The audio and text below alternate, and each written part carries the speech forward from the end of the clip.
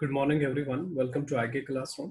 तो आज का जो हमारा टॉपिक है सर्कुलेटरी सिस्टम का जो पार्ट थर्ड है, तो इसमें हम जो है ना रिफ्रैक्टिव पीरियड जो है ना वो डिस्कस करेंगे। तो ये वीडियो जो है ना काफ़ी शॉर्ट वीडियो रहेगा, तो जिसमें हम जो है ना रिफ्रैक्टिव पीरियड को समझेंगे कि क्या होता है। ठीक है, देखिए रिफ्रैक्टिव पीरियड को समझने के लिए, ठीक है, सबसे पहले जो है ना जो सोडियम VgIC का है उसका हमें स्ट्रक्चर थोड़ा समझना पड़ेगा। मैं यहाँ पे लिखूंगा sodium VgIC, it's a voltage gated ion channel. ठीक है, देखिए अगर मैं यहाँ पे एक सेल ले रहा हूँ, दिस इज द सेल, और से इस सेल के अंदर अगर मैं सोडियम VgIC बना लूँ, तो सोडियम VgIC जो है उसको मैं कुछ इस तरह से बना लूँ। इस सोडियम VgIC के दो गेट्स होते हैं, एक तो सेल के इनसाइड से यानी अंदर की साइड से जो गेट होता है we call it as the inactivation gate, we call it as inactivation gate. और जो सेल के बाहर की साइड से गेट होता है, इस गेट को हम बोलते हैं एक्टिवेशन गेट। तो दो गेट होते हैं इस सोडियम VgIC के पास, एक है एक्टिवेशन गेट और दूसरा है इनएक्टिवेशन गेट। देखिए जो सोडियम VgIC है, इसमें आपको जो है इसकी जो ओपनिंग एंड क्लोजिंग में आपको 3 स्टेज मिलेंगे, 3 स्टेज। और जो 3 स्टेज हैं दैट इज, एक तो ये आपको पहले क्लोज स्टेज में मिलेगा और दूसरा जो है वो ओपन स्टेज है। लेकिन in between open and close stage there is one more stage जिसको हम बोलते हैं इनएक्टिव स्टेज, इनएक्टिव स्टेज। ठीक है, देखिए सबसे पहले अगर मैं यहाँ पे इस VgIC को दिखाऊं, this is the inactivation gate and this is the activation gate. तो अगर एक्टिवेशन गेट क्लोज है, इनएक्टिवेशन गेट ओपन है, तो इस स्टेज को हम बोलते हैं क्लोज स्टेट। तो this is the close state. ठीक है, नंबर सेकेंड, अगर आपकी जो VgIC है वो कुछ इस तरह से, मान लीजिए जो इनएक्टिवेशन गेट है वो क्लोज है और जो एक्टिवेशन गेट है वो ओपन है, तो इसको हम बोलते हैं inactive state. This is the inactive state. ठीक है, इसी तरह थर्ड मान लीजिए जो VgIC है, ठीक है, अगर दोनों गेट ओपन है, इनएक्टिवेशन भी और एक्टिवेशन भी, तो इसे हम कहते हैं ओपन स्टेट। ठीक है, तो जो सोडियम VgIC है इसके पास एक इनएक्टिवेशन गेट होता है, एक्टिवेशन गेट होता है। इसके जो ओपनिंग क्लोजिंग में हमें 3 स्टेज मिलते हैं। एक स्टेट होती है क्लोज स्टेट, जहाँ पे इनएक्टिवेशन गेट ओपन होता है, एक्टिवेशन गेट जो है ना वो क्लोज होता है। तो दूसरा इनएक्टिव स्टेट, जहाँ पे इनएक्टिवेशन गेट क्लोज होगा बट एक्टिवेशन गेट जो है ना वो ओपन होगा। और तीसरा होता है ओपन, जहाँ पे दोनों गेट जो है ना वो क्या होंगे, ओपन होंगे। ठीक है, तो let's understand what is the refractory period, क्योंकि जहाँ पे मेरे ये काम आएगा इसलिए हमें पहले स्ट्रक्चर को जो है ना यहाँ पे एक्सप्लेन करने की जरूरत है। ओके, देखिए जो रिफ्रैक्टिव पीरियड है उसको हम ऐसे समझेंगे, रिफ्रैक्टिव पीरियड। ठीक है, जैसे अगर मैं आपको यहाँ पे याद दिला दूँ कि जो एक्शन पोटेंशियल था वेंट्रिकल्स का, उसमें जो resting membrane potential that's -90 millivolt, और फिर पोटेंशियल पहले जो है ना थ्रेशोल्ड पे चला जाएगा, दैट्स -70 मिलीवोल्ट। ठीक है, और फिर अल्टीमेटली जो पोटेंशियल है इट विल डिपोलराइज और and it will reach to the +30 millivolt.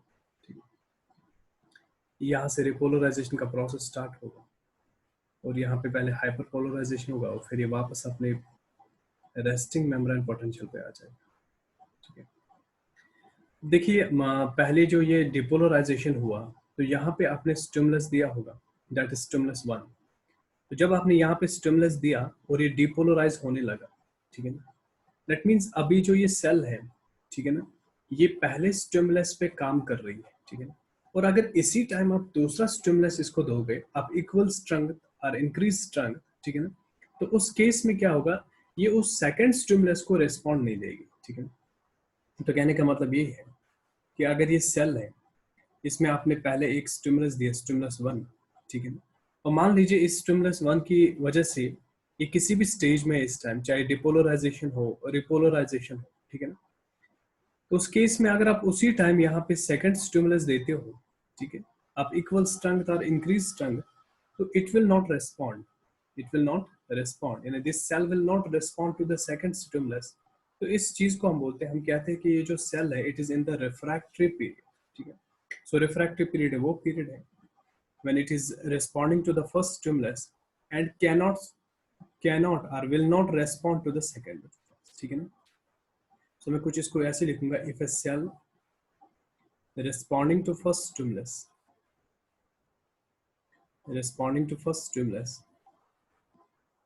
will not respond to the second stimulus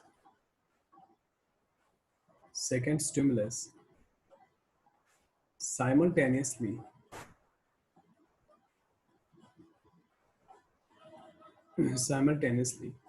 we say that the cell is in refractory period।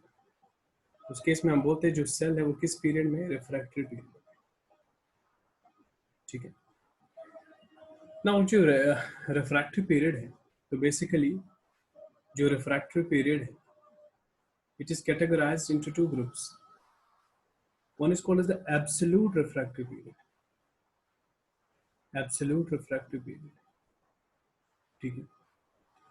और दूसरा होता है that's called as the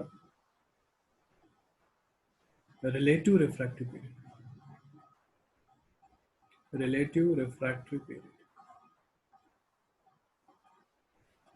ठीक है। So one is absolute refractory period and the second is relative refractory period, ठीक है। देखिए मैं पहले इसको डायग्रामेटिकली दिखा दूँ, फिर बाद में हम इस पे बात करेंगे कि क्या दोनों में डिफरेंस क्या है।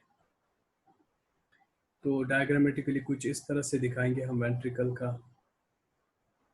Action potential. यहाँ पे एक प्लेटिव फेज होता है, उसके बाद यहाँ पे कुछ इस तरह से, ठीक है।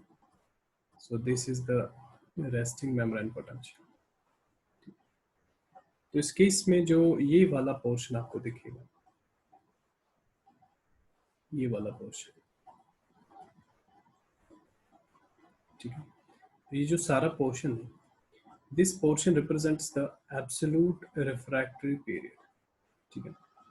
और अगर आप इस पीरियड में देख रहे हो, आपकी जो सोडियम वीजीआईसी, अगर हम यहाँ से स्टार्ट करेंगे, पहले सोडियम वीजीआईसी जो है ना वो क्लोज होगी, और क्लोज होगी तो मैंने आपको बता दिया था क्लोज स्टेज कैसा होगा, ठीक है ना। यहाँ पे मैंने आपको बता दिया था कि जो एक्टिवेशन गेट है, ठीक है ना, वो क्लोज होगा और इनएक्टिवेशन गेट जो है वो ओपन। और यहाँ पे जो आपकी वीजीआईसी वो ओपन हुई होगी, यानी दोनों गेट्स ओपन होंगे, और यहाँ पे टॉप पे आपकी वीजीआईसी अब जो है ना इनएक्टिव होगी, ठीक है। तो कहीं ना कहीं इस एब्सोल्यूट रिफ्रैक्टिव पीरियड की अगर हम बात करें, तो जो आपकी सोडियम वीजीआईसी है वो या तो एक्टिव स्टेज में है या तो इनएक्टिव स्टेट में है, ठीक है। तो जब वीजीआईसी जो है एक्टिव या इनएक्टिव स्टेट में होगी, उस टाइम अगर आप सेकंड स्टिमुलस दे रहे हो, तो आपकी जो यहाँ पे जो यहाँ पे वीजीआईसी है, जो यहाँ पे सेल है, it will not give respond to the second stimulus, ठीक है। सो एब्सोल्यूट रिफ्रैक्टिव पीरियड जो है, इसमें there is no response at all, यहाँ पे रेस्पॉन्स बिल्कुल भी नहीं मिलेगा, ठीक है। देखिए उसके बाद जब ये रिपोलराइजेशन का प्रोसेस होगा और 50% यानी 50% जब रिपोलराइजेशन का प्रोसेस होगा, यानी -50 मिलीवोल्ट तक ये जब पहुंचेगा, ठीक है, उस टाइम यहाँ पे जो सोडियम वीजीआईसी है, now that will be in the close state. Close state जो है ना, ये it results to the first stage जहां से हमने स्टार्ट किया था, ठीक है ना। तो इसका मतलब ये हुआ, जब रिपोलराइजेशन का 50% स्टेज आएगा, तो उस टाइम आपकी जो सोडियम वीजीआईसी है, it is ready for the second stimulus, ठीक है ना, it's ready for the second stimulus. तो दैट मींस इस पीरियड पे, इस टाइम पे जो यहाँ पे रिस्पॉन्स होगा सेकंड स्टिमुलस का, वो यहाँ पे डेफिनेटली होगा, ठीक है। तो कहने का मतलब ये है, जो दूसरा होता है रिलेटिव रिफ्रैक्टरी पीरियड, यहाँ पे क्या होगा, देयर इज